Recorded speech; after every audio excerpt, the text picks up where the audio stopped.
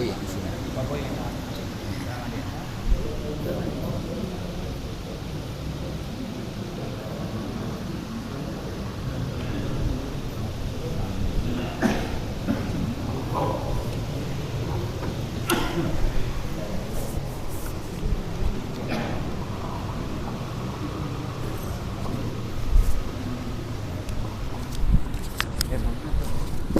Mas. Namanya Amalia Pasca Ramadan. Amalia Pasca ibadah Ramadan. Nggak tema biasanya pakai apa aja.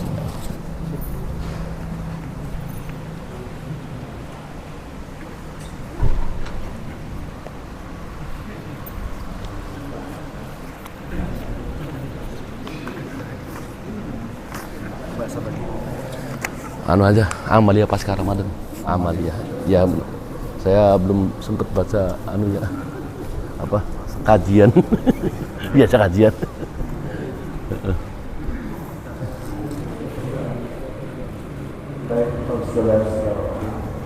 Assalamualaikum warahmatullahi wabarakatuh. Waalaikumsalam warahmatullahi wabarakatuh. Alhamdulillahirrahmanirrahim. Allahumma sholli ala Muhammad. Pertama yang terhormati Bapak Ustaz Fadil Hamid dan Bapak sekalian yang masih rahimahullah. Pertama, marilah kita panjatkan puji syukur kepada Allah Subhanahu wa taala bahwasanya di sekarang ini kita masih bisa melaksanakan sholat subuh berjamaah. Mudah-mudahan terus kita tingkatkan iman dan Islam kita jika kita termasuk hamba-hamba yang terpilih. Salam dan salam terlimpah kepada Nabi Muhammad SAW. Semoga kita senantiasa istiqomah untuk mengikuti apa yang ditetapkan oleh Rasulullah SAW, dan mudah-mudahan di yaumul kiamah kita akan mendapatkan syafaatnya. Amin ya rabbal alamin.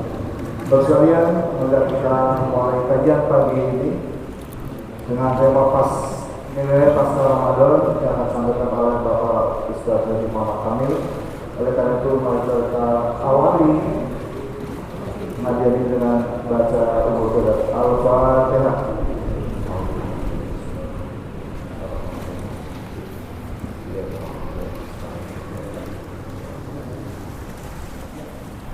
Terima kasih. Mudah-mudahan Al-Fatihah kita semua akan menambah ketakwaan kita kepada Allah SWT.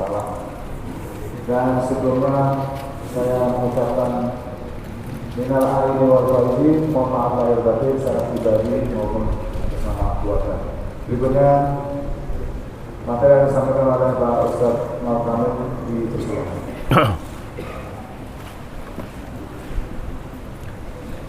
Bismillahirrahmanirrahim. Assalamualaikum warahmatullahi wabarakatuh. Alhamdulillahi rabbil alamin, wal aqibatu lil muttaqin, wala udwana illa 'alal zalimin. Asyhadu an la ilaha illallah wahdahu la syarika lah, wa asyhadu anna sayyidina Muhammadan abduhu wa rasuluhu ba'dah. Allahumma sholli ala sayyidina Muhammadin wa ala alihi wa sahbihi ajma'in, amma ba'du. Yang sama-sama menghormati orang tua kita semuanya, para asatid, bapak-bapak, ibu-ibu, hadirin hadirat rahimakumullah. Masih suasana Idul Fitri Lebaran. Saya diminta untuk ngisi karena jadwalnya itu biasanya awal bulan. Ini minggu keberapa ini? 3 mau keempat ini. Iya. Saya agak kaget juga gitu kan. Biasanya juga kajian fikih, maka untuk pagi ini kajiannya tunda dulu karena masih suasana Lebaran gitu loh, suasana Idul Fitri. Ya, tadi Pak Haji Hasanuddin sudah menyampaikan, kami juga menyampaikan ya, minal aidin wal faizin, taqabbalallahu minna minkum, taqabbal ya karim. Mudah-mudahan Allah Subhanahu wa taala menerima ibadah Ramadan kita semuanya, sehingga kita menjadi tujuan Allah memberikan kewajiban kepada kita untuk melaksanakan ibadah Ramadan dan menjadi orang-orang yang bertakwa. Amin ya rabbal alamin. Bapak Ibu hadirin rahimakumullah, sebagaimana biasa tradisi pada masyarakat kita ketika masuk Syawal itu adalah halal bihalal. Yang memang halal bihalal ini dalam ajaran Islam itu tidak ditemukan ya. Di berbagai negara tidak ada, yang ada hanya di Indonesia. Dan ini pun dalam sejarah itu sekitar tahun 1948 ya, memang kebiasaan ini awalnya di Solo, di daerah apa nama itu, kegiatan ini di stadion, sekarang stadion Sriwedari ya, bukan Manahan Pak RW, Sriwedari katanya dulu itu. Tapi kemudian dicetuskan oleh tokoh NU yaitu Kiai Haji Abdul Hasbullah ya, untuk mencetuskan tradisi kebiasaan yang mengumpulkan masyarakat kita Indonesia ini setelah melaksanakan ibadah puasa kemudian mengadakan halal bihalal ya, intinya kita silaturahim dan sebagainya. Dan dalam kajian tradisi hubungan kemanusiaan yang memang ibadah itu adalah merupakan hablu minallah, kemudian bagaimana dibangun kita ini setelah melaksanakan hubungan hablu minallah agar kita juga bisa baik untuk melaksanakan hablu minannas, hubungan sesama manusia. Bapak Ibu hadirin rahimakumullah, ketika kita masuk bulan Syawal, maka Syawal itu diartikan adalah bulan peningkatan. Bagaimana ketika kita bulan Ramadan itu disebutkan bulan yang Ramadan membakar jiwa kita, perilaku kita. Ketika bulan puasa itu kita diperintahkan ketika siang hari, yaitu disebutkan siamun nahar, diperintahkan kita untuk melaksanakan ibadah puasa. Kemudian lagi ketika malam harinya itu, yaitu qiyamul lail, kita diperintahkan untuk melaksanakan mendirikan sholat malam. Suatu kewajiban dan perintah untuk melaksanakan ibadah puasa dan juga melaksanakan qiyamul lail. Kemudian kita masuk di bulan Syawal ini, bukan berarti kegiatan-kegiatan yang di dalam bulan puasa itu ya dihentikan. Makanya ketika Syawal itu harus meningkatkan kembali ibadah kita. Bapak Ibu hadirin rahimakumullah, betapa kita itu ditanamkan keimanan kita. Orang Islam ditanamkan keimanan kita untuk melaksanakan perintah Allah Subhanahu wa taala. Kalau tidak ada keimanan, bisa jadi kita itu dalam melaksanakan perintah Allah dengan puasa, ya banyak di antara kita ya, teman-teman kita gitu. Saya lalu aja Pak RW itu, bukan hanya jauh-jauh gitu ya, di depan aja itu sudah buka gitu pagi-pagi ya, ada hordengnya gitu loh ya, sarapan pagi gitu kan. Itu kan dengan keimanan. Kita pun saya sama gitu kan. Kalau sekiranya tidak ada keimanan, bisa jadi di rumah atau di kamar atau di kantor tidak ada orang, bisa minum sebagainya. Tapi dengan keimanan kita pada Allah Subhanahu wa taala, ya kita melaksanakan puasa dari mulai sejak terbit jangan matahari, terbit fajar gitu ya, terbit fajar hingga terbenam matahari. Kita pun bagaimana termasuk jihad kita, bagaimana ketika kita itu kalaupun itu bersifat sunnah, yaitu makan sahur, maka kita itu seperti jihad gitu. Dalam hari-hari biasa kita tidak mau untuk bangun ya sepertiga malam untuk makan sahur. Tapi dengan bulan puasa itu kita bangun. Makanya dalam satu sejarah riwayat gitu ya, bahwa sahabat-sahabat Rasulullah sallallahu alaihi wasallam itu membiasakan sahur itu mendekati waktu fajar, waktu subuh. Karena waktu subuh itu atau waktu fajar ini adalah disebutkan sepertiga malam itu adalah dikabulkannya doa. Jadi ketika kita sahur itu jangan kemudian kita tidur dan kemudian lewat untuk melaksanakan sholat subuh gitu. Makanya di antara salah satu hikmah sahur itu di akhir malam menjelang terbit fajar itu adalah agar kita selalu mendekatkan diri kita pada Allah Subhanahu wa taala. Makanya ya ketika kita itu melaksanakan ibadah puasa dengan tadi qiyamul lail, kebiasaan sahur menjelang terbit fajar dan sebagainya, itu agar kita pada bulan-bulan Syawal ini kita laksanakan dengan baik. Maka saya selalu saja itu bagaimana menjelaskan tentang proses bagaimana kita untuk mencapai orang-orang muttaqin, orang-orang yang bertakwa. Orang-orang bertakwa itu tidak langsung ujug-ujug kita itu bisa menjadi orang bertakwa, tapi melalui proses. Sebagaimana Allah Subhanahu wa taala menjelaskan pada ayat surat Ali Imran ayat 133-34, yaitu a'udzubillahi minasyaitonir rajim, bismillahirrahmanirrahim, wasari'u ila magfiratin min rabbikum wa jannatin arduhas samawati wal ardh uiddat lil muttaqin. Kita diperintahkan bersegeralah kamu sekalian kepada ampun Allah Subhanahu wa taala, dan Allah Subhanahu wa taala menyiapkan. Jadi kita diperintahkan untuk minta ampun pada Allah Subhanahu wa taala, dan kita juga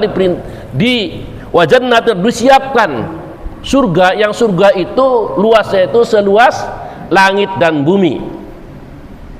Untuk siapa? Untuk orang-orang yang bertakwa.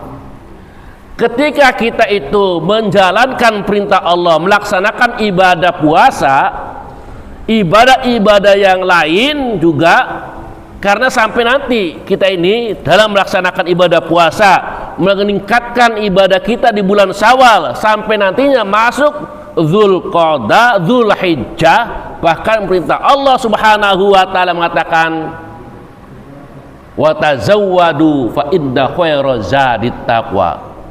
Berbekal-bekallah kamu sekalian, wa tazawwadu fa inna khairaz zadit taqwa. Sebaik-baik bekal adalah bekal takwa kepada Allah Subhanahu wa taala. Kan gitu, target untuk melaksanakan ibadah puasa kan pada endingnya kita menjadi orang-orang yang bertakwa. Tapi tidak begitu saja kita langsung masuki menjadi orang-orang yang muttaqin. Siapakah orang muttaqin itu? Nah, di dalam ayat berikutnya, alladzina yunfiquna fis-sarra wad-dharra. Orang yang bertakwa itu adalah mereka yang mau menginfakkan hartanya baik di kala lapang maupun di kala sempit.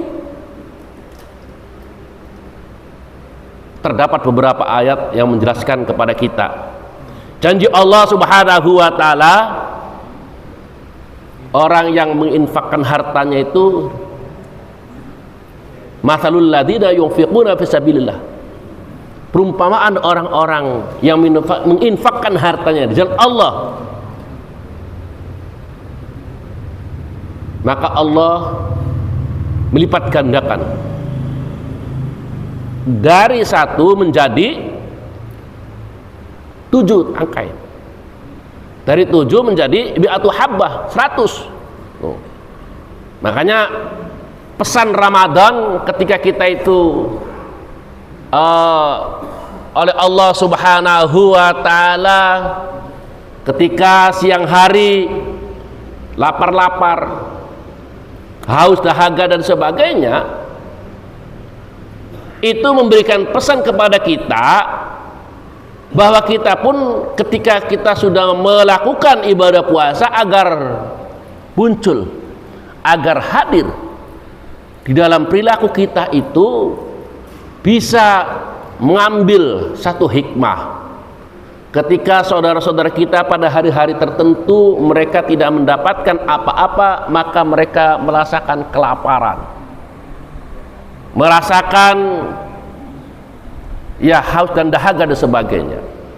Dan ketika kita diperintahkan untuk berpuasa itulah maka muncul dalam diri kita untuk bisa berbagi kepada mereka-mereka yang membutuhkan. Jadi ketika kita berbagi, maka kemudian Allah Subhanahu wa Ta'ala akan mengganti dengan, di samping pahala yang berlipat ganda, Allah juga akan mengganti harta kita yang diinfakkan kepada mereka-mereka yang membutuhkan. Tanda orang bertakwa tadi adalah alladzina yunfiquna fis sarra wad dharra. Orang-orang yang bertakwa adalah mereka yang menginfakkan hartanya baik di kala lapang maupun di kala sempit.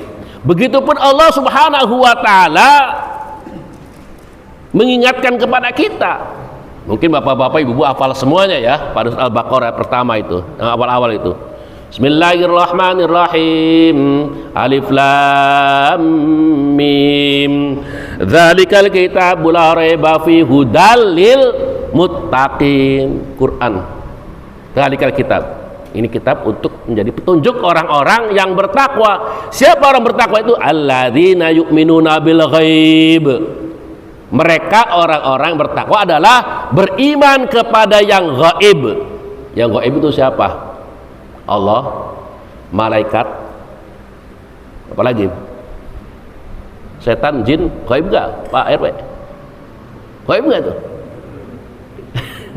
Gaib. Kita percaya tidak setan jin? Percaya.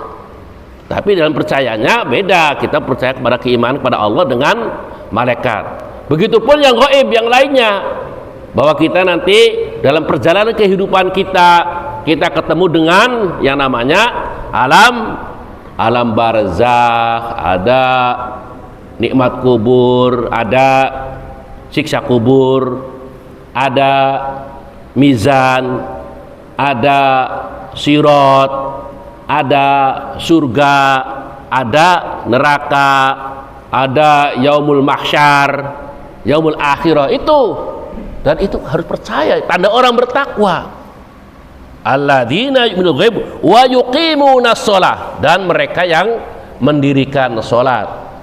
Nah, akhirnya kan wa mimma razaqnahum yunfiqun, itu hubungannya itu. Orang bertakwa adalah orang yang mau mengeluarkan hartanya dari sebagian harta yang dimilikinya. Dan orang bertakwa pun beriman, percaya sebelum Rasulullah Nabi kita Muhammad sallallahu alaihi wasallam diutus oleh Allah, ada nabi-nabi yang mendapatkan kitab suci. Nabi Musa mendapatkan kitab Taurat, Nabi Dawud mendapatkan kitab Zabur, dan Nabi Isa alaihissalam mendapatkan kitab Injil. Dan kita harus percayanya. Kalau kita tidak percaya adanya Taurat, adanya Zabur, ada kitab Injil, ya berarti kita termasuk bukan orang yang bertakwa. Diingatkan oleh Allah Subhanahu wa Ta'ala. Tanda orang bertakwa. Dan kemudian orang bertakwa apa? Bagaimana ketika kita bulan puasa itu diajarkan bulan puasa sebagai bulan tarbiyah, bulan pendidikan, bulan pengendalian diri kita, bulan menahan nafsu. Makanya katakan wal kadhiminal ghaid. Orang bertakwa orang yang bisa menahan hawa nafsu. Kan dalam hadis Rasulullah diingatkan bulan puasa sebagai, yaitu junnatun, sebagai benteng. Kalau ada di antara teman kita yang pengen melakukan pertikaian, pertengkaran, katakan inni shaim, saya dalam kondisi puasa, untuk menahan hawa nafsu kita. Inni shaim, menahan hawa nafsu. Dan begitu juga ketika bulan puasa kita diarahkan untuk menahan hawa nafsu dan sebagainya. Jangan kemudian pendidikan bulan puasa itu kemudian ya bulan Syawal ditinggalkan. Tetap. Bagaimana bulan puasa itu Ia mengajarkan kepada kita pada siang hari sesuatu yang dihalalkan. Kamu Hani, siang hari ketika bukan bulan puasa halal makan nasi, halal minum dukhanun ngerokok walaupun diisep ya boleh ya. Oh haram, ada yang haram itu ya.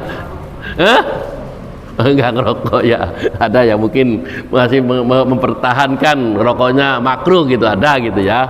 Ya. Siang hari bukan di bulan puasa, hubungan suami istri boleh. Tapi di bulan puasa yang halal itu diharamkan, dilarang. Luar biasa kan jihad. Ini memberikan makna apa? Makna pembelajaran kepada kita semuanya. Tadi bahwa di bulan puasa Syahrul Ramadan itu adalah merupakan tarbiyah, pendidikan kepada kita semuanya, agar kita harus hati-hati. Nah, pada kita semuanya pada bulan-bulan yang seperti bulan Syawal dan bulan Santi sampai berikutnya lagi, itu kita diajarkan agar kita pun tidak sembrono, harus hati-hati. Bulan puasa aja yang halal itu diharamkan. Nah, apalagi yang diharamkannya gitu loh. Nah, diingatkan nanti oleh Allah Subhanahu wa taala pada setelah Ramadan dengan Idul Fitri. Ada Idul Fitri itu kan digambarkan Idul Fitri kembali kepada kesucian fitrah. Begitupun fitrah juga, fitri juga itu satu akar kata dengan iftar. Iftar itu apa Bapak Ibu? Ketika kita di bulan puasa di Selasar itu ada Serambi itu ada apa? Iftar untuk berbuka gitu loh. Jadi setelah kita bulan Ramadan ini kita itu berbuka tuh. Makanya ajaran Islam itu menggambarkan sesuatu yang tidak menggambarkan bahwa puasa harus terus-menerus, maka puasa terus-menerus itu hukumnya haram. Ya kan terus-menerus ada nanti bulan Idul Fitri kan berarti harus berbuka gitu loh. Berarti kembali lagi kita untuk tidak berpuasa, berbuka. Begitupun nanti pada Idul Adha, yaitu hari raya Idul Adha, kemudian lagi disebut dengan hari apa namanya tuh? Yaumul, yang 3 hari itu tasyrik itu loh. Maka kalau kita itu melaksanakan puasa di Idul Fitri, kemudian lagi di Idul Adha, yang tasyrik, maka kita hukumnya haram. Nah, itu kalau puasa terus-menerus semuanya itu juga ada yang mengatakan, ulama itu katakan hukumnya makruh. Makanya puasa yang terbaik nanti di samping melaksanakan ibadah puasa di samping puasa Ramadan wajib, puasa yang terbaik adalah puasa yang dilaksanakan dicontohkan dengan seperti Nabi Daud alaihissalam. Ya, ini kan kita ada yang mungkin alhamdulillah ada yang sudah melaksanakan puasa 6 hari setelah Idul Fitri berturut-turut, dan juga diperbolehkan Bapak Ibu yang masih belum melaksanakan puasa 6 hari setelah Idul Fitri, silakan melaksanakan, karena digambarkan bagi yang melaksanakan puasa 6 hari itu setelah Idul Fitri, maka bagikan melaksanakan ibadah puasa 1 tahun. Ya, jangan kemudian kalau begitu Ramadan tidak dengan puasa Syawal saja, ya tidak begitu gitu kan. Nah, jadi puasa Ramadan kemudian masih ada waktu. Ini bulan Syawal tanggal berapa Pak? Tanggal berapa? 9, 10? Iya. Enggak ngitung tanggal ya. Pokoknya kalaupun masih kita berturut-turut sebulan Syawal boleh gitu, dari mulainya besok, Senin sampai minggu depan. Ataupun kita masih bisa melaksanakan dengan cara seperti puasa Nabi Daud, hari Senin puasa, Selasa berbuka, Rabu puasa, Kamis berbuka, boleh. Ataupun masih ketemu dengan melaksanakan 2 puasa sunnah yang diniatkan digabungkan. Kita bisa melaksanakan niat puasa Senin kemudian dengan niat puasa Kamis, ataupun juga masih ketemu dengan Yaumul Bid gitu kan, hari-hari cerah, hari-hari putih gitu, tengah bulan Qamariyah gitu, masih ada kesempatan. Jadi itu Jadi bukan kemudian bulan Syawal itu mengurangi ibadah kita. Maka ini pesan yang berikutnya adalah tadi wal afina 'anil nas, kemudian memberikan maaf pada orang lain. Satu perbuatan yang sangat berat kepada kita semuanya. Ini kita semuanya kadang-kadang ada teman kita, tetangga kita, mungkin karena salah paham atau perilaku-perilaku yang mungkin tidak menyenangkan, yaitu memberikan maaf kepada orang lain. Al-Quran sudah mengingatkan. Bahkan dalam satu riwayat pernah Ibnu Umar gitu kan, satu hari berkumpul dengan Rasulullah SAW. Kemudian ada kehadiran seorang sahabat Nabi, dan Nabi Rasulullah SAW itu mengatakan akan datang seorang ahli surga gitu kan. Sampai beberapa kali itu Rasulullah mengatakan begitu. Akhirnya Ibnu Umar itu penasaran, permisi, kemudian datang ke rumahnya dan numpang nginap di rumah sahabat itu. Karena penasaran apa? Karena seorang sahabat tadi datang ke datang ke masjid, kemudian dikatakan Rasulullah bahwa dia itu ahli surga. Tapi sampai di rumahnya dalam 3 hari, karena tamu itu dihormati itu selama 3 hari, dan juga harus tahu diri tamu itu, bahwa tamu itu paling lama sebagai tamu selama 3 hari. Kalau 3 hari lebih ya berarti tamu yang kurang tahu diri gitu ya. Nah, maka ketika hari ketiganya, maka Ibnu Umar ini bertanya kepada Sahibul Bait itu, ya wahai sahabat, saya datang ke sini ini sengaja untuk mengetahui perilaku apa yang engkau laksanakan sehingga Rasulullah mengatakan Anda itu sebagai ahli surga. Dan ternyata kata sahabat tadi, saya tidak melaksanakan apa-apa, dan dilaksanakan diketahui oleh Ibnu Umar, dia itu tidak melaksanakan apa-apa sebagaimana biasa, seperti apa gitu ya, biasa aja malam hari tahajud begitu biasa aja gitu kan, nggak ada yang lebih seperti yang lainnya gitu kan.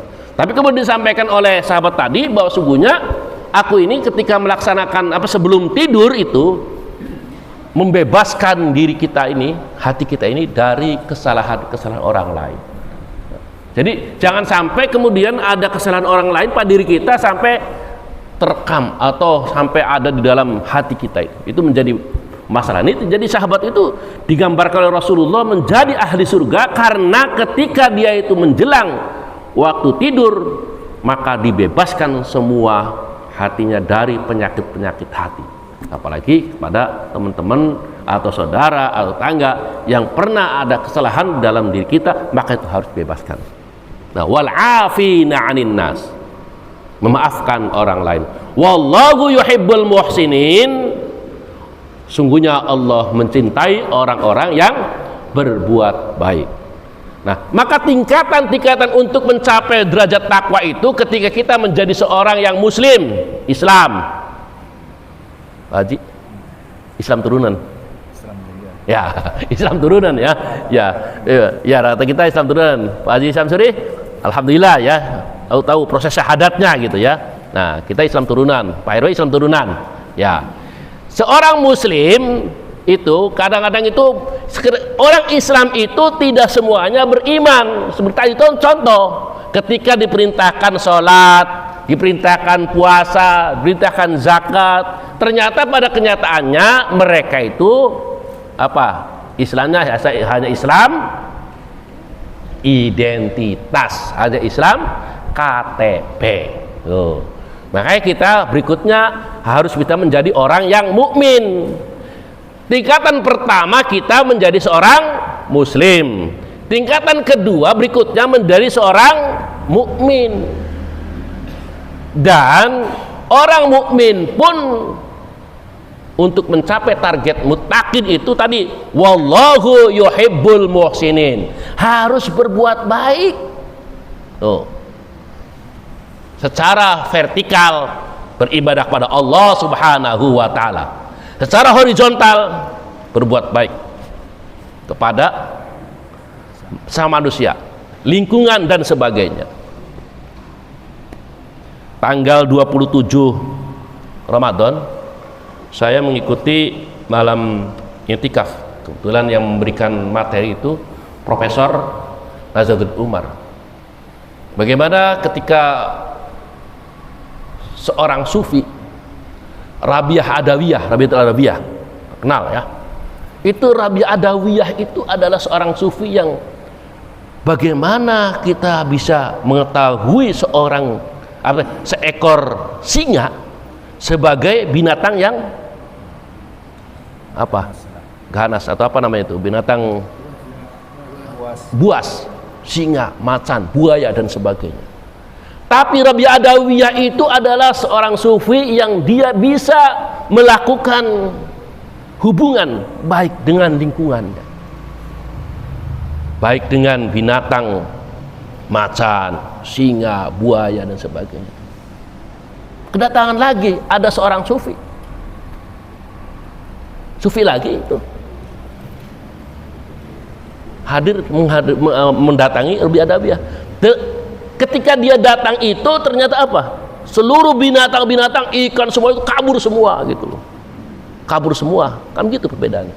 Jadi kemudian datang kepada menanyakan kepada Rabi'ah Adawiyah, kenapa ketika Anda bisa bersahabat dengan binatang-binatang yang dianggap binatang buas dan sebagainya, tapi ketika saya datang ikan pun lari katanya, saya tersinggung gitu. Ya kalaupun dalam bahasanya ini bahasa sufistik gitu ya, ya memang Allah Subhanahu wa Ta'ala menciptakan segala yang di muka bumi ini adalah untuk kebutuhan manusia. Kata Rabi'ah Adawiyah, karena saya selalu bersahabat dengan mereka ini, sampai mereka seperti Rabi'ah Adawiyah tidak makan gitu, tidak makan ikan dan sebagainya gitu loh. Tapi ketika sufi yang datang lagi ini karena makan ikan dan sebagainya gitu kan. Loh, maksudnya apa di sini? Perilaku kita ini pun akan bisa dinilai bukan hanya oleh manusia, tapi oleh lingkungan pun bisa menilai pada perilaku kita gitu. Ya, jadi itu muhsin perilaku. Orang Islam pun muhsin, belum tentu mereka ini akan diterima amal ibadahnya. Kita rajin sholat, mudah-mudahan kita bisa ini ya melaksanakan sholat di masjid dengan jamaah, ditambah lagi dengan yang lainnya, baca Quran, kemudian tingkatan-tingkatan yang lainnya. Tapi belum tentu mereka ini sangat sekali dalam hatinya jangan sampai muncul tidak ikhlas. Maka kita ini dalam beribadah harus menjadi orang yang disebutkan orang yang mukhlis.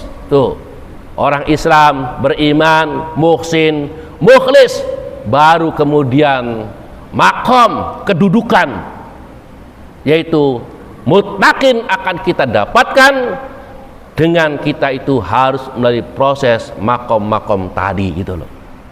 Jangan sampai kemudian di antara kita ini yang kita sudah sholat rajin di masjid, membaca Quran rajin dan sebagainya, tapi kemudian ketemu dengan saudara kita yang mungkin kurang rajin, bisa jadi sholatnya di tempat lain yang tidak diketahui oleh kita, bisa jadi baca Qur'annya ternyata rajin mereka daripada kita. Jangan sampai kemudian kita itu sia-sia ibadah kita dengan ada dalam hati kita itu mengatakan wah lebih soleh kita daripada dia. Na'udzubillah min dzalik. Kita harus berhusnudzon kepada mereka-mereka yang mungkin secara fisik, secara mata telanjang kadang-kadang dianggap kita itu lebih rajin, kita lebih soleh, itu belum tentu gitu. Agar kita ini menundukkan mata kita, hati kita, sesungguhnya kita ini di hadapan Allah adalah karena takwa kepada Allah Subhanahu wa Ta'ala.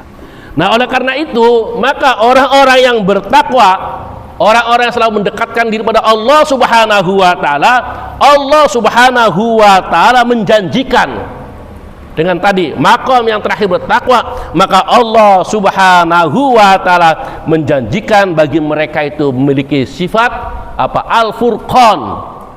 Sifat Al-Furqan. Al-Furqan itu apa? Furqanan. Sifat bagi mereka yang sudah mendapatkan kedudukan muslim, mukmin, muhsin, mukhlis, muttaqin.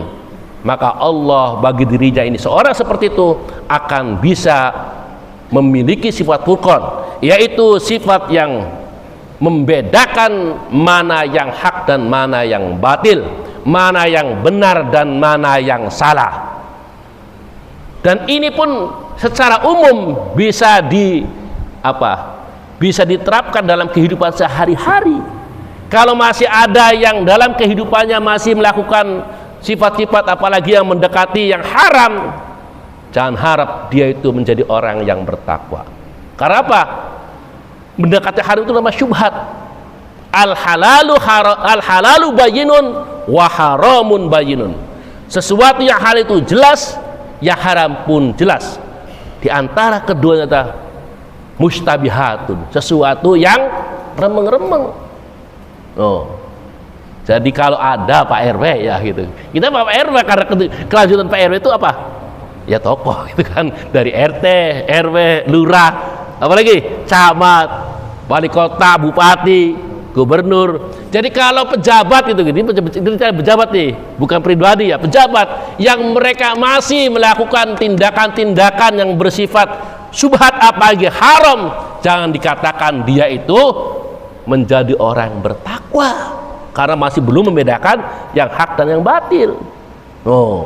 Jadi kalau orang yang benar-benar bertakwa itu benar-benar yang harus bisa dapat membedakan mana hak dan mana yang batil. Karena Allah Subhanahu wa ta'ala dalam Al-Qur'an disebutkan, ya ayyuhalladzina amanu in tattaqullaha yaj'al lakum furqana. Wahai orang-orang yang beriman, jika kamu bertakwa kepada Allah Subhanahu wa ta'ala, niscaya Dia akan memberikan furqan, kemampuan dalam dirinya itu yang membedakan mana yang hak dan mana yang batil. Ya kalau contohkan tadi Pak RW itu secara struktur pemerintahan, tapi secara pribadi-pribadi pun ada begitu. Jadi dan ini pun bagi orang-orang yang memiliki furqan itu tidak bisa dipaksakan. Secara alamiah akan muncul dalam dirinya itu perilaku seperti itu. Dia mampu kehati-hatian mana yang hak dan mana yang batil, mana yang halal dan mana yang haram, mana yang salah mana yang benar. Yang pertama itu. Kemudian yang kedua, ketika kita sudah mendapatkan tadi nilai kedudukan takwa, Allah Subhanahu wa ta'ala menjamin bagi dirinya, wa may yattaqillah yaj'al lahu makhraja. Allah akan menjadikan kehidupan dirinya mendapatkan jalan keluar dari segala persoalan yang dihadapinya. Maka kita pun harus menjadi kebiasaan kita ya, di samping memang ini adalah sudah melekat dalam dirinya orang bertakwa, kita selalu berdoa pada Allah Subhanahu wa ta'ala. Ketika kita sujud terakhir, baik sujud sholat wajib apalagi sholat sunnah, yang terakhir, kalau sujud yang belum terakhir kan berarti kita kalau ketinggalan imam tidak boleh. Tapi kalau sujud yang terakhir kita bisa ketika menunggu imam sudah tahiyat, maka kita bisa membaca Allahumma apa itu? Allahumma rzuqna makhraja 11 kali. Allahumma rzuqna makhraja, Allahumma rzuqna makhraja, Allahumma rzuqna makhraja. Ya Allah, semoga memberikan kepada kita, kepada kami, kalau kepada ini supaya keluarga kita semuanya memberikan jalan keluar dari segala persoalan kehidupan di dunia ini. Kemudian ketika orang bertakwa itu, maka Allah Subhanahu wa ta'ala menjamin dalam dirinya wa yarzuquhu min haitsu la yahtasib. Allah akan memberikan rizki yang tanpa diduga-duga. Kalau seorang karyawan dalam bulanannya jelas, Pak Haji Hasan karyawan jelas bulanan, ternyata karena bertakwa pada Allah Subhanahu wa ta'ala, Allah memberikan Pak RW proyek bleng gitu. Gitu rizki dari Allah. Maka kita harus selalu mendengar Allah Subhanahu, bersyukur pada Allah. Ini adalah rahasia dari Allah Subhanahu wa ta'ala. Kemudian bagi orang bertakwa adalah wa may yattaqillah yaj'al lahu min amrihi yusra. Dan orang yang bertakwa dalam segala persoalannya dimudahkan oleh Allah Subhanahu wa taala. Ya, di samping kita pun selalu saja ini kan sebenarnya kemudahan-kemudahan ini karena perilaku. Tapi kita pun diperintah oleh Allah, ud'uni astajib lakum, berdoa, Allahumma yassir umurana. Ya Allah, mudahkanlah segala urusan kami. Kan gitu kan, Allahumma yassir umurana wa hasil maqasidana waqti jami'a hajatina. Tuh. Nah, kemudian yang tadi, yang keempat, Allah memudahkan segala urusan. Yang kelimanya nih, percontoh yang tadi, secara umum kalau sekiranya satu masyarakat, satu bangsa, satu kaum, pemerintahannya itu mereka mendekatkan diri pada Allah Subhanahu wa taala, Allah menjamin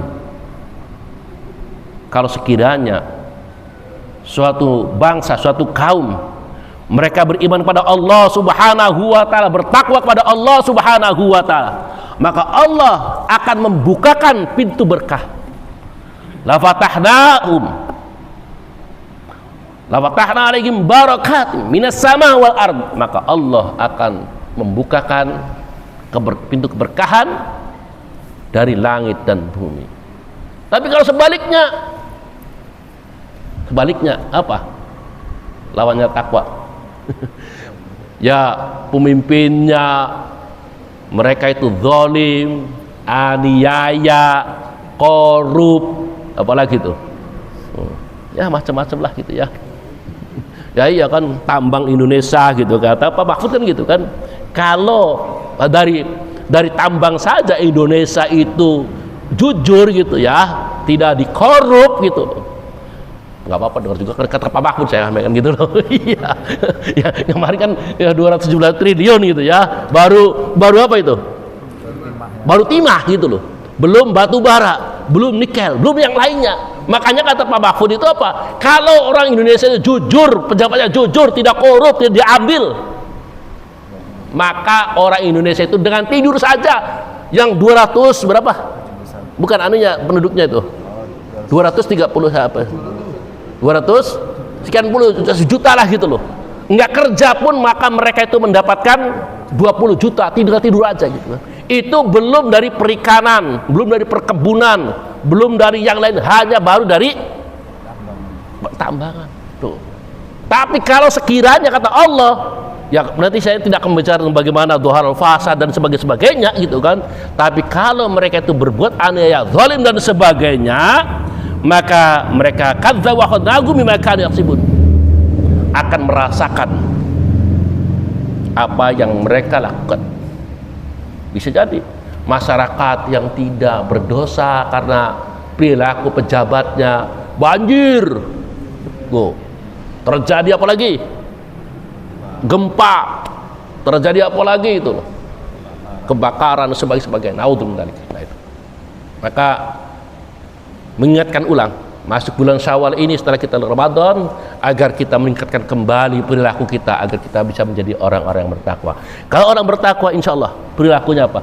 Ketika datang sholat tidak akan merasa keberatan, langsung muta'allikum bil masajid, artinya langsung berhubungan dengan masjid. Begitupun apa? Orang-orang yang bertakwa tadi tandanya bagaimana dia bisa berbagi, tidak akan diam dirinya apa? Bakhil, kikir, apalagi ya? Bakhil, kikir, bedit dan sebagainya. Orang yang mutakin, insya Allah tangannya selalu saja berbagi dan berikan apa? Karena sungguhnya apalagi tanda-tandanya orang yang mutakin dan orang yang apalagi sudah berhaji, haji mabrur. Tanda orang haji mabrur apa? Orang haji mabrur jaminannya adalah al haji mabrur laisal jaza, bahwa haji mabrur tidak ada balasannya ila jannah, kecuali surga. Tandanya apa? Di antaranya orang yang haji mabrur adalah ifsa'us salam wa it'amut ta'am. Orang yang haji mabrur adalah orang yang memberikan kedamaian, ifsa'us salam wa it'amut ta'am, orang yang memberikan makan kepada mereka yang membutuhkan. Bagi yang belum kesempatan haji, kita ya itu ada beberapa hadis Rasulullah. Ya itu apa? Kebiasaan kita untuk rajin melaksanakan sholat Jumat dan perilaku-perilaku tadi agar bisa menunjukkan bagaimana kita bisa menjadi haji yang mabrur. Mudah-mudahan kita semua dalam pertemuan ini kita melaksanakan ibadah Ramadan ditemani oleh Allah Subhanahu wa taala dan kita menjadi orang-orang yang muttaqin. Amin amin ya rabbal alamin. Demikian walaikumussalam wallahul muwaffiq ila aqwamit thoriq. Wassalamualaikum warahmatullahi wabarakatuh. Alhamdulillah, terima kasih Pak Ustaz kami telah kau sampaikan tentang amalia bulan Ramadan. Mudah-mudahan sebulan kita digodok, kita biar tadi kita bisa laksanakan pada bulan-bulan berikutnya sehingga kita menjadi orang-orang yang muttaqin. Tadi ada seorang sahabat yang dijamin masuk surga itu adalah ketika mau tidur, ini sedikit tampak. Ketika mau tidur itu berdoa biasa Bismillahirrahmanirrahim. Itu kemudian saya memaafkan siapapun yang salah dengan saya dan saya minta maaf kepada siapapun. Itu ternyata sederhana. Jadi sholat tahajud biasa, kemudian sholat sunnah biasa, tidak ada yang lebih dari itu. Ternyata itu lagi Pak. Ya. Ya, ini pesan saya lagi supaya mengingatkan kembali itu beberapa waktu dengan Ustaz Azhar saya sampaikan, tapi ini supaya menjadi kebiasaan kita ya, meningkatkan ulang kebiasaan kita, yaitu sunnah Rasulullah. Ya, saya tidak menjelaskan, saya sebutkan aja. Sunnah Rasulullah kebiasaan yang dilaksanakan Rasulullah. Yang pertama tadi sholat tahajud, sholat rakaat al-fajri, sunnah fajar, kemudian duha, kemudian baca Quran, kemudian sedekah, kemudian yang keenam itu adalah selalu bersuci, kita suci. Kalau kita Bapak Ibu masuk ke kamar mandi itu suci, keluarnya wudu gitu. Dan yang ketujuh adalah selalu istighfar. Minimal istighfarnya 100 kali itu. Itu kebiasaan Rasulullah dalam keseharian. Mudah-mudahan kita bisa melaksanakannya. Tidak menjelaskan ya. Baik, sudah diperjelas jadi dari saya menambahkan itu sudah jelas ya. Sudah. Ya, jadi itu ternyata ringan sekali ya. Kita masuk surga itu ringan, tidak sulit kan ya. Tidak perlu takut kan gitu ya. Kalau neraka justru susah. Mau nyuri aja kan lihat kanan kiri, mau hapus aja kan, itu susahnya. Kan surga itu gampang. Mudah-mudahan kita diberi jalan untuk masuk surga dan kita mudah-mudahan sama para rasul ada para nabi, amin, para guru kita. Baik para guru sekalian, para ustaz, para guru dan jamaah salat subuh rahimahumullah. Barangkali ada masih yang bertanya, silakan. Ya, iya Pak. Bisa makna sampai Pak, udah panjang. Bisa dijelaskan sedikit ya. Dan kita meyakini adanya siksa kubur ya. Nah, di dalam siksa kubur itu namanya siksa itu kan menghapuskan dosa-dosa yang telah kita lakukan. Sedangkan nanti di alam barzakh, alam akhirat itu ada hisab juga gitu. Jadi kalau disiksa kubur sudah katakan habis kesalahan-kesalahan, ya nanti dihisabnya itu bagaimana Pak, 2 kali atau apa aja misalnya di siksa kubur ini untuk kesalahan yang ini. Jadi itu yang begitu. Terima kasih. Assalamualaikum warahmatullahi wabarakatuh.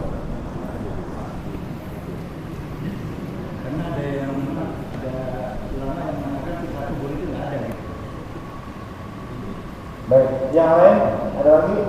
Nah, yang dikumpulkan ya, yang ketiga.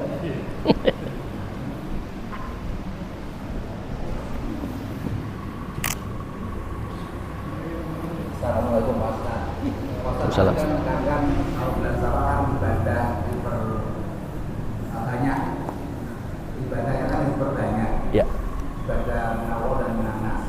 Dan kalau hubungan sama istri itu termasuk ibadah enggak?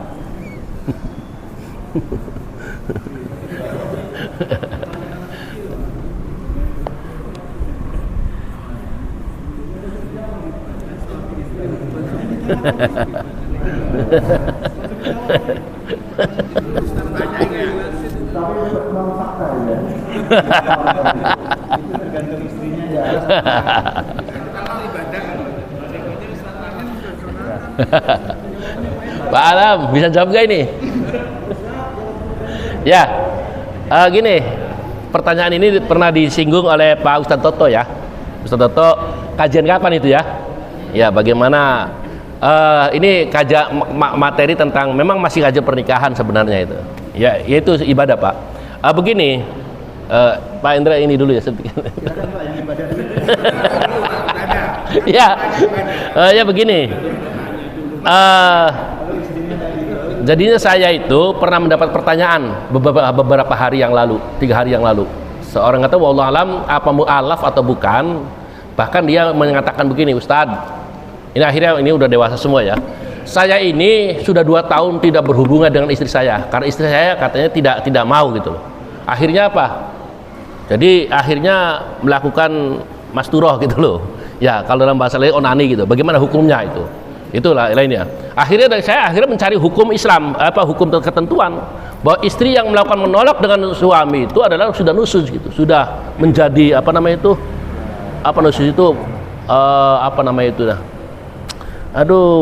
bukan berontak, membangkang. Ya, membangkang gitu loh. Dan itu hukumnya sudah membangkang dan berdosa. Bahkan dalam hadis Rasulullah SAW, bagi seorang istri yang tidak mau berhubungan malam hari dengan suaminya, maka malaikat itu melaknat sampai pada waktu paginya gitu loh, gitu. Jadi ya dibalik pernyataan ini sudah ibadah begitu gitu loh. Maka kemudian itu kan pada hadis yang lain pun bahwa sungguhnya Rasulullah menggambarkan bahwa ini kan bagaimana suami istri, bagaimana semuanya istri pun tidak didatangi, bahwa setiap hari bunga-bunga pun harus disiram gitu loh. Maka begitu istri pun harus disiram. Nah itu. Jadi ini sudah kajian memang kajian kita pernikahan itu yang sudah. Nah, kebetulan pada malam ini pagi ini saya tidak membahas masalah itu ya, tapi intinya ibadah gitu loh. Bahkan kalau tidak melaksanakannya ibadahnya kurang Bapak itu ya begitu gitu loh. Ya Pak Indro, memang pada Al-Quran itu ya, pada ayat terakhir itu, pada juz terakhir itu banyak menceritakan tentang azab dan nikmat kubur itu dalam Al-Quran banyak begitu. Bahkan kenapa Al-Quran di dalam Al-Quran pun ya kita ada kenapa alam kubur itu disebut dengan alam barzah. Alam barzah itu alam penantian. Alam penantian bagaimana seluruh umat manusia itu nanti dari mulai Nabi Adam sampai yaumul akhir, yaumul qiyamah itu sekarang ini menanti semua di kuburan itu, di alam kubur, alam barzah itu. Karena kenapa disebut alam barzah? Karena kematian seseorang itu tidak semuanya secara normal. Kalau di Villa Dago itu normalnya ada yang dikubur di ini taman makam ini ya. Tapi kalau mereka yang mereka meninggal di kapal laut di mana itu, makanya mereka menanti semuanya. Dan kemudian digambarkannya itu adalah pada masa dikarenakan ada nikmat kubur dan kemudian ada siksa kubur, mereka orang-orang yang mendapatkan nikmat kubur itu mereka bagaikan istirahat sejenak. Nah, sejenak itu ya bagaikan kita menikmati kehidupan, kan begitu. Kalau menikmati kehidupan itu kan perasaan sebentar banget gitu loh, begitu. Kok baru kan gitu. Ketika Allah Subhanahu Wa Taala melalui malaikat Israfil menggoyangkan alam ini, dia kaget gitu loh. Kok baru sebentar sudah kaget gitu. Tapi bagi mereka yang merasakan siksa kubur, ya sudah bertahun-tahun itu disiksa. Kita pun sama, kalau ada kondisi yang tidak enak itu perasaan baru sebentar aja udah lama gitu loh siksa itu, apalagi bertahun-tahun gitu. Dan itu Al-Quran mengatakan seperti itu gitu ya. Nanti bisa diulang lagi dalam ininya. Nah, tapi memang digambarkan hadis Rasulullah SAW dalam satu sabdanya kan ada awwalu ma yuhasibihi, segala perbuatan perkara yang pertama-tama nanti dihisab itu ada tentang sholat. Nah, kalau sholatnya itu betul, maka proses selanjutnya itu ya selesai tadi itu. Jadi maksudnya kalau di alam kubur itu masalah sholat tidak disinggung gitu? Ya sholat dulu kan itu loh. Kalau ngomong hadis Rasulullah, awwalu ma yuhasibihil abdu as-sholat. Yang pertama-tama dihisab seorang hamba adalah tentang sholatnya. Kalau sholatnya ya sudah benar, khusyuk, masih belum dengan acak-acak sebagainya, insya Allah kelanjutannya ke sana gitu. Maksudnya di alam kubur atau di alam kubur itu jenis kan ada pendapat begini ya Pak ya? Iya. Alam dunia, alam kubur Nah, di alam kubur itu seperti di dunia, Pak. Jadi kamu nanti juga terjadi kecelakaan misalnya gitu ya. Seperti itu gitu. Ini pendapat gitu ya, Pak ya. Jadi ada yang tidur, ada yang baik, ada yang Iya. nanti pada waktu dihisab itu seperti Bapak tadi bilang, sholatnya atau apa gitu. Tapi saya ingin penegasan aja gitu. Ya kalau dari penjelasan tadi sebenarnya alam kubur itu tadi alam barzakh penantian itu. Menanti semua. Jawabannya sama. Ya, tapi kalau mereka yang dikatakan gitu dalam hadis Rasulullah, ad-dunya'u mazra'atul akhirah, bahwa dunia ini adalah ladang akhirat. Di ladang ini berarti apa? Untuk menanam kebaikan dan sebagainya. Nah, baru saja di kubur itu ya tadi ada nikmat kubur, ada siksa kubur. Bagi yang mendapatkan nikmat, ya itu siksa selamanya gitu. Begitu. Nah, itu belum pada proses yang namanya hisab. Hisab itu ada lagi nanti. Tuh. Ini baru masa penantian dulu. Baru penantian bagi yang mendapatkan siksa kubur ya disiksa gitu. Oh. Bukan siksa kuburnya itu atas dasar perbuatan kita di dunia. Iya. Ya tapi kalau jawabannya nanti kita belum belum mengalami repot lagi. Iya. Tapi maksudnya gini, sengsara selama dalam kubur, kemudian ada yang seolah-olah baru bangun ini nikmat. Iya, ya kita itu dalam Al-Qur'annya begitu kan gambarnya, ada nikmat kubur, ada siksa kubur, dan ini pun adalah masa penantian, belum sampai masa berikutnya, masa penantian sampai nanti datangnya yaumul qiyamah gitu loh. Ya, susah ya, emang alam yang Salah bangun tidur gitu. Ya, baik. Terus kalian ada satu lagi barangkali kesempatan untuk ada Ustadz yang menjelaskan. atau ada yang nambahkan? Pak Ruswi apa Pak Ruswi itu? Pak Rusli mana? Oke. Apa Pak Ruswi menjelaskan alam siksa kubur?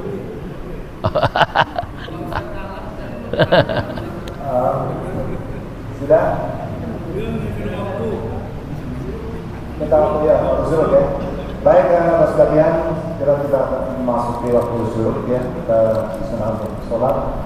Baik, demikian kajian pagi hari ini, mudah-mudahan kita menambah satu ilmu kita, kemudian yang kedua adalah pengetahuan kita. Mudah-mudahan kita sampai pada Al-Furqan, kita bisa berkata mana yang hak, mana yang batil.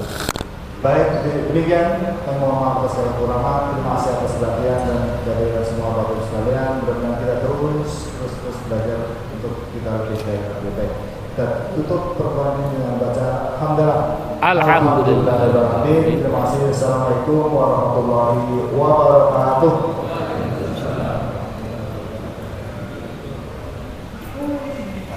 Menjelaskan tentang yang belum laku susah juga. Iya. Makasih. Sampai sih. Iya.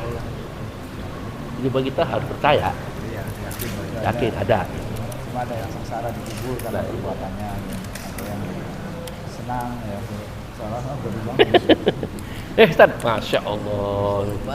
Air batin udah Iya, ya habis kemarin kan saya seminggu di rumah, ada info itu ponakan kecelakaan di BSD. Di BSD di sini.